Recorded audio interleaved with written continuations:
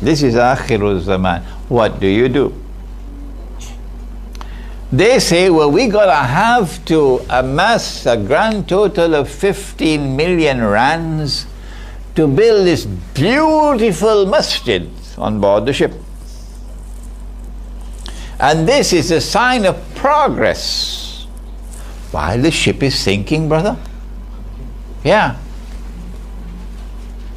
And we have to keep on giving da'wah while the ship is sinking, brother.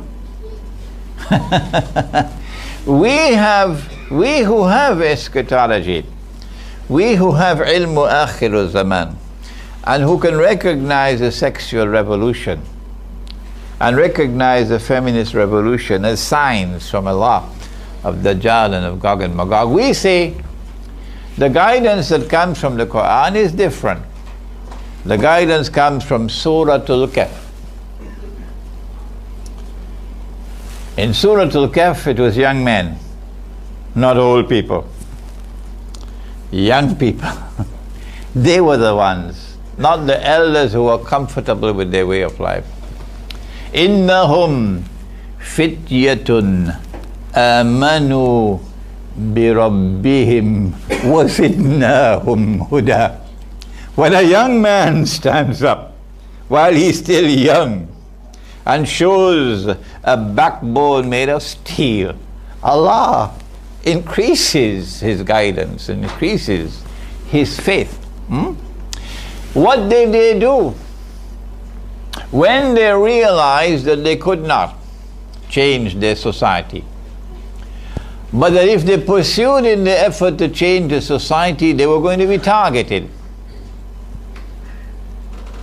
إِذْ يَظْهَرُ عَلَيْكُمْ يَرْجُمُوكُمْ. They're going to target you. What they did was فَأُوا إِلَى الْكَفْ. They withdrew from that society. That is the guidance of the Quran. They withdrew from that society and they fled to the cave. Maybe it was meant to be a temporary stopover in the cave, to sleep for a few hours. So when you wake up, refresh, you can continue your journey. And Allah put them to sleep. And they slept for 300 years.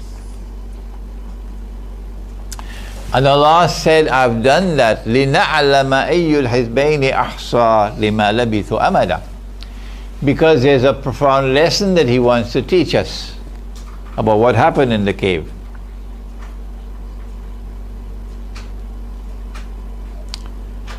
After they had slept for 300 years, remember, first of all, the first response is withdrawal. They woke up and they questioned each other, how long have we been here? So one of them said, maybe a day or part of a day, which I find strange. Why? Well, what's wrong? Can't you see? If you've been there in the cave for 300 years, then your fingernails will be as long as from Cape Town to Robben Island. So it's easy. Your beard will be very long, your hair will be very long, and so on. So how come they didn't notice that? How can you say a day or a part of a day? Biological time, 300 years of biological time, would result in your fingernails as long as from Cape Town to Robben Island. Oh, I see.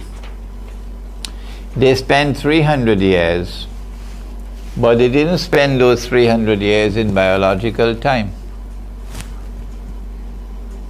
Are there any other worlds of time other than biological time? I wish we had Dr. Ansari now to take over the lecture. My teacher of blessed memory. Are there any other worlds of time beyond biological time? Can we explore other worlds of space and time? If you remain a prisoner of the here and the now, When Dajjal beats his drums, you're going to go to Syria to fight the Yankee jihad. If you remain a prisoner, an intellectual prisoner of the here and the now, the moment, then when Dajjal beats his drums, you're going to flee, run to Syria to join in the Yankee jihad. But when you can penetrate beyond the here and the now, when you can realize that there are other worlds beyond the material world, other worlds of space and other worlds of time, you will then be able to penetrate the subject of Dajjal. You will then be able to understand that Dajjal is the mastermind. You can't change the town and the city. So that's why we have given the project of the Muslim village, located in the remote countryside. The Muslim village located in the remote countryside. Get out of the cities and get out of the towns, where men and women can now marry and get a marriage certificate. Get out of the towns and cities where women are dressed and yet naked. Get out of the towns and cities where women are dressed like men and men are dressed like women. Get out of the towns and cities where day by day we're coming to that moment when people will be having sexual intercourse in public. What more do you need to hear? The signs are all there. And when you flee to the countryside, to the remote countryside, do so as a small community, not a big community. A village. And in that village you could have people who are not Muslims. Sure. Provided that you can live with each other with some mutual agreement as to norms of public conduct. And you cannot be hostile to each other. So you cannot be hostile to Islam and expect that we live together in the village. And in that village you produce your own food. And in that village you must make sure you have your own source of water. And in that village you're not dependent on energy from the national grid. Because in the cave they got the energy from sunlight. So natural energy. And in that village you live as a community, a unity. You must have a jama'ah, you must have an amir, and you must have sam'a wa ta'ata. Listen and obey. A sam'a wa ta'atu. Listening and obeying. And in that village you must practice the deen as Allah and His Messenger have given you.